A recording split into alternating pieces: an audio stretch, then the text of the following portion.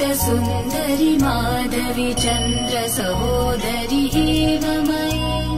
मुनिगणमण्डित मोक्षप्रदायनि मञ्जुळभाषिणि वेदनुते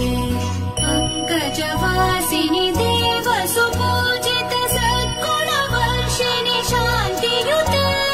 जय जय हे मधुसूदन कामिनि आदिलक्ष्मि जय पालय माम् जय जय हे मधुसूदन कामिनि आदिलक्ष्मि जय पालय माम्